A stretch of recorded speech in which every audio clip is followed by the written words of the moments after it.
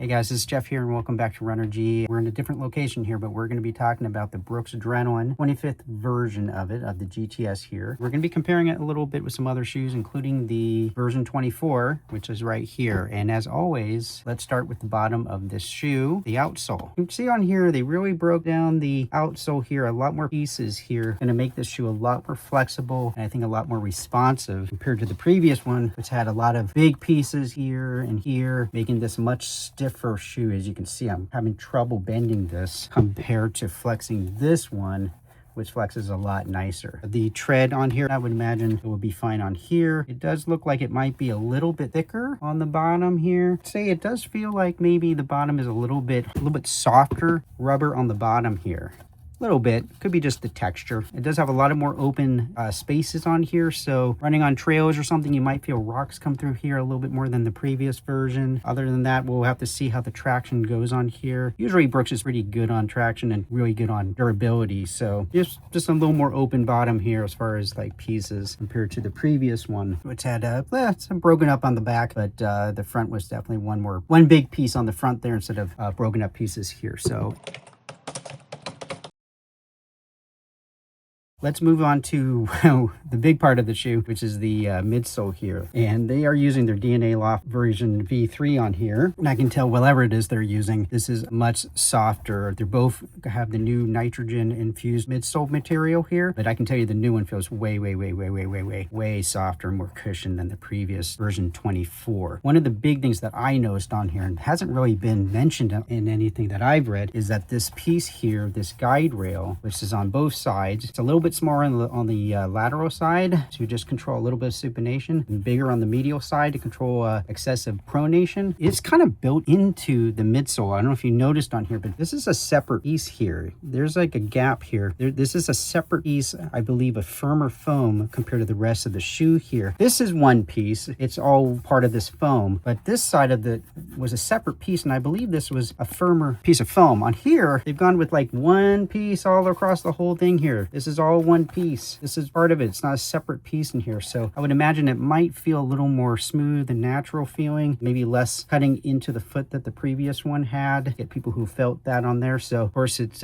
less pieces. If it is less pieces, it looks like it, you know, that's a little bit cost less expensive for the shoe company to make the shoe with less pieces, of course. We'll see how the stability turns, seems to kind of come out with that being kind of built into the foam and not be a separate piece. I would imagine it's going to be fine. You're supposed to be like, you're supposed to be imagine that your foot's like in this bucket seat and you're kind of being held in here. So if you tend to under supinate or over pronate, these guide rails are going to kind of hold your foot in place here. Yeah, and it's definitely, like I said, more flexible. It's noticeably lighter. This is 9.5 ounces in the women's, I believe, in a size 7. So it's pretty lightweight, under 10 ounces, which is really good.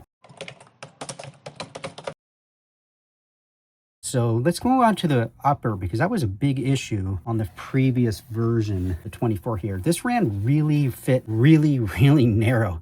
Like places that usually would carry the narrow in this shoe didn't bother because it fit really narrow in here. Again, I'm talking specifically on the women's on this video. The new one is not like that.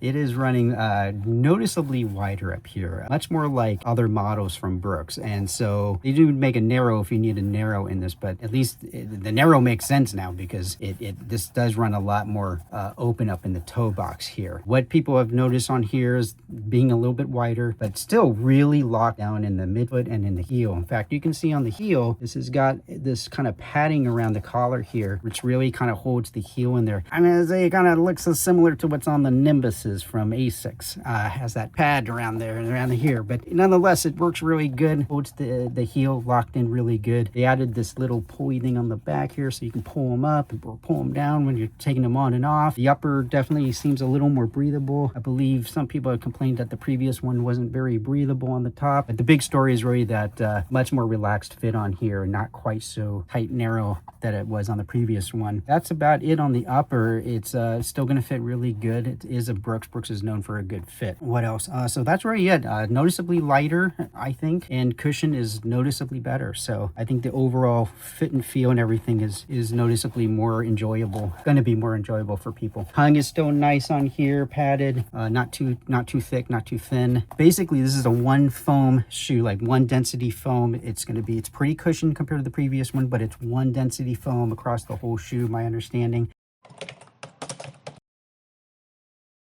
If you like this and you want these guide rails like this, but you want a 2 density version of this, you would want to go to the Glycerin GTS version, which will have, again, this guide rail here. And then more like the previous Adrenaline, second piece here, you can see it more noticeable on here that it's a second piece of harder foam here. So on the Glycerin, you do get 2 different foams. You get a softer foam and then a firmer foam, one for more cushioning and then one for more stability. So this still, I would say, feels a little more premium feeling on the foot than the new Adrenaline, but it's a little bit more expensive, as well as the new Adrenaline 25 is coming in at $155. Pretty good jump, being that the previous one was $140, so a $15 jump. That's a pretty high jump. Now, on the other hand, if you don't need these guide rails, you could go with a model that does not have those, such as the Ghosts, which also just got updated. And again, you can see it does not have those guide rails.